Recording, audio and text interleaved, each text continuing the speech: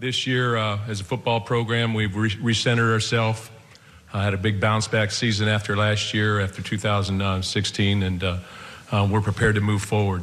We returned 10 starters on offense, I think 9 on defense, all of our special teams performers, and I think the biggest thing I'd like to say, I guess, about our football team right now is that I feel a great sense of leadership, chemistry, and focus from our football team. And it's exciting to watch them come to work day by day and every single day. And as we get ready to play and get ready to transfer to the season or to our August camp, it'll be very, very exciting to watch them interact with each other every single day. So I'll take some questions and we'll go from there. Please raise your hand. We'll get the microphone right over to you.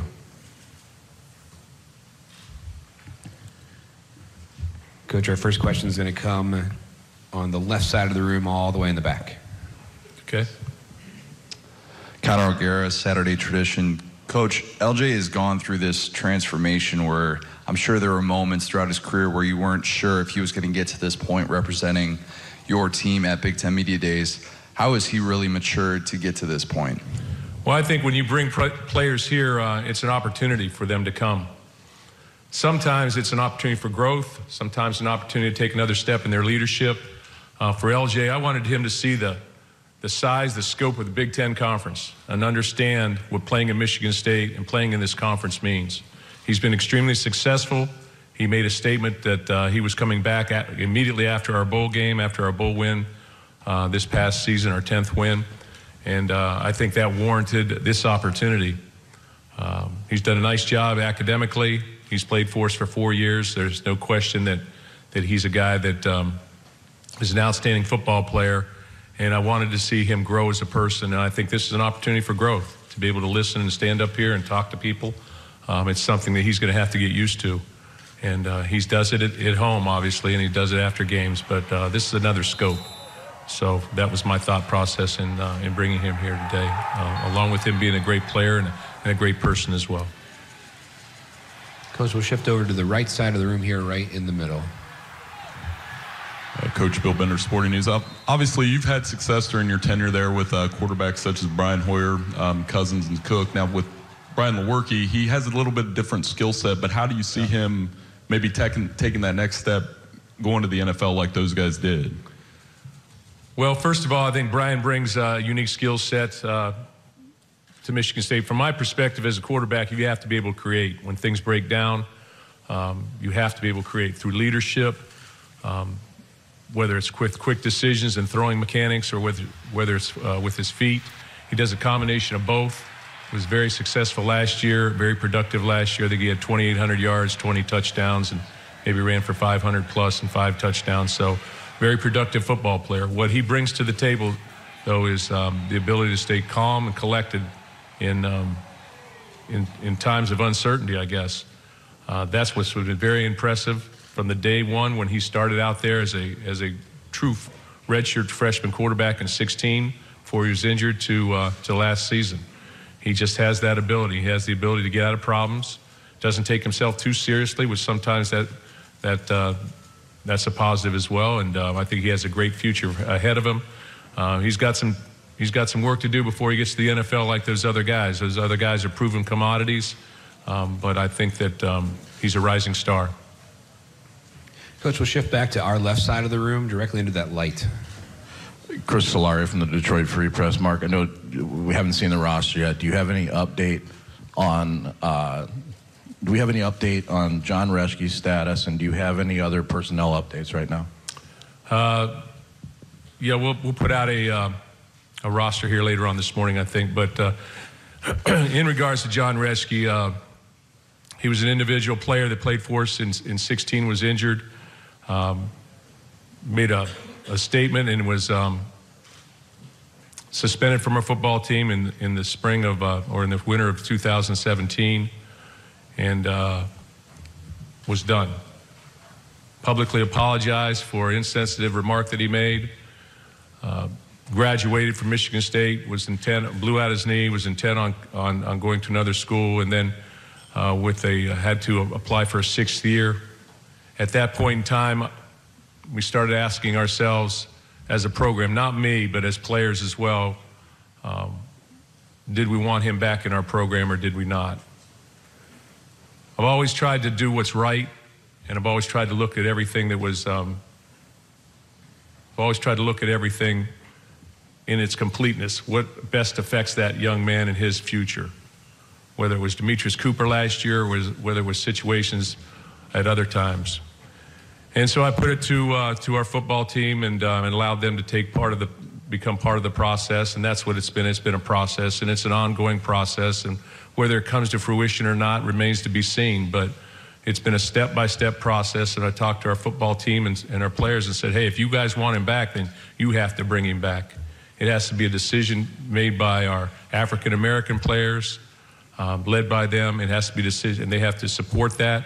But I think in college football and teams in general, when I talk about teams, I'm talking about soccer teams, football teams, whatever. They have an opportunity to step forward collectively as a group and make statements relative to society, I think, year by year. Sometimes they're impactful, sometimes they're not. But the one thing I want our football players to understand and to learn from is that, and to grow as people from, is that they're going to have to handle big issues at times, such as standing for the flag or not. The things we've endured at Michigan State in this past year. They're going to be a part of that, and they're going to have to weigh in on things. And I'm going to have to listen to them and listen to them weigh in on it and make decisions. Ultimately, I'll ultimately have to make decisions, but I have individuals that I'm concerned about. I'm concerned about people's families. I'm concerned about how they live their life. John Reschke makes a decision that he wants to come back. He's trying to look things in the eye and ask for forgiveness. Our football team has forgiven him, I think. If they haven't, then that'll be something we deal with at an ongoing basis. But it's been a step-by-step process. We brought him back, let him be around a little bit in summer camp and watch, not summer camp, but our conditioning areas. Then we let him partake in that conditioning. We watched to see how he interacted with players. I've listened to our football team since January, our leadership group, our entire team. Every month I've revisited the situation and asked them how they feel. Do they still feel the same? They'll need to speak up and talk about this issue. And I'm hopefully allowing healing to take place among our players and this situation. So I'll always do the best I can in that endeavor, and we'll take a step-by-step approach. But these things occurred over a year and a half ago, and he's not on scholarship, nor will he be on scholarship. And I think that's a big thing. He's paid an ultimate price by being out of football for a year, and he's lost his scholarship. He's suffered a knee injury, so we'll see how he comes out of it. And this will be a story to watch maybe as we move forward. But I think it's a learning opportunity for our football team, and it's an opportunity for growth as people and as a society. And so that's what we're going to do, and we're going to see what happens. Yes, he's right now. He's on the roster, but like I said, it's a step-by-step process. And the first step was for him to be able to complete what we call our bottom line program, which has been completed. Next step will be, does he come to camp or not? But at this point in time, all indications from my players is that they want him in camp. And I'll try and honor our football team and see what we can do. But that's the process right now. Step-by-step process, though. Floor is open right now. If you have a question, please raise your hand.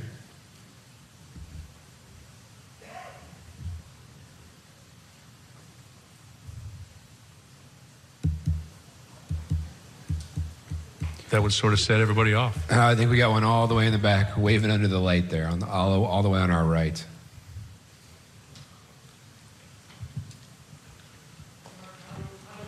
Spartan Nation. Mark, every year you talk about learning. What did you learn most from last season?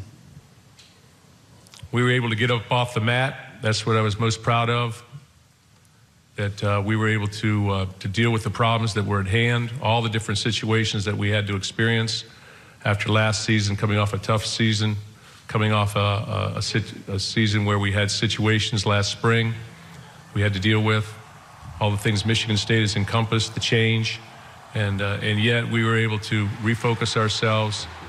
And again, winning is just a product of what you do and how you do it. Winning doesn't just happen. It involves so much more than just catching a pass. But our ability to work as a group and to overcome, and we had very little experience last year, and to overcome our challenges and be in the hunt for a championship in November,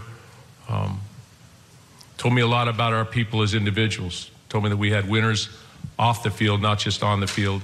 And I'm incredibly proud of our players, the decisions that they've made on and off the field, the opportunities that they've taken to be part of the healing process at Michigan State, relative to our survivors, things of that nature, and how they've gone about their business. And ultimately, it's about choices, and our guys are making good choices every single day right now. We're asked them to make critical moments in that critical moment of choice, make the right decision, and our guys are doing that, and couldn't be prouder of who they are as people and how they've responded. And the wins, the 10 wins last year is just an indication of that response. Coach, our next question is toward the left side of the room, in the middle and the back.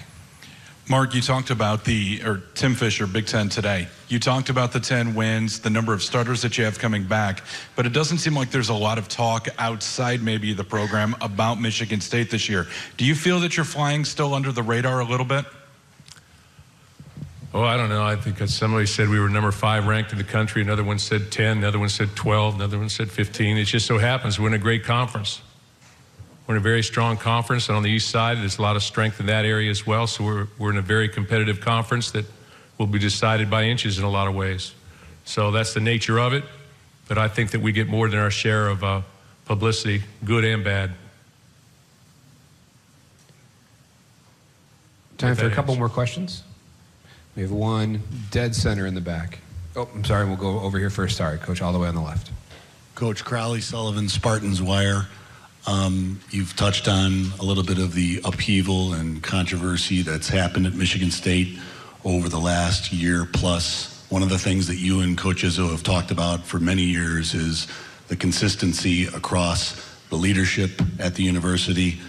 That's changed, of course, with Bill Beekman taking over as athletic director. How do you see the framework of Michigan State's athletic leadership helping you and the rest of the athletic program to grow from everything that's happened over the course of the last couple of years? Yeah, first of all, I think Bill Beekman has been on a 5-month interview process, which is challenging in itself. I think now he has the opportunity to to have one focus, as I said last week. He's got a unifying presence within our athletic department, and I think within our university. He's very well versed relative to our deans, our administration, our athletic department, our coaches. He's made an outstanding effort to get to know everybody personally and spend a lot of time with everyone. And I've seen him make decisions as an interim athletic director and have been very, very, very impressed with those decisions to try and keep the ball moving. We need one person right now at that position that is full-time, one focus, full-time, to be able to move the rock, to be able to move our program, which is a big program, as is all the programs here, to be able to move those people forward. And I think he's the guy. He's a Michigan State alum. He understands Michigan State thoroughly. And, you know, it would be as if a guy came in and knew everybody here and their families, as opposed to somebody walking in and not knowing the people. So it gives him a tremendous advantage where to look for resources and where to look for help to be able to push this thing forward and help us unify and move forward. I've been impressed. Thank you very much, Coach. That's all the time we have. Okay, thank you, and go green.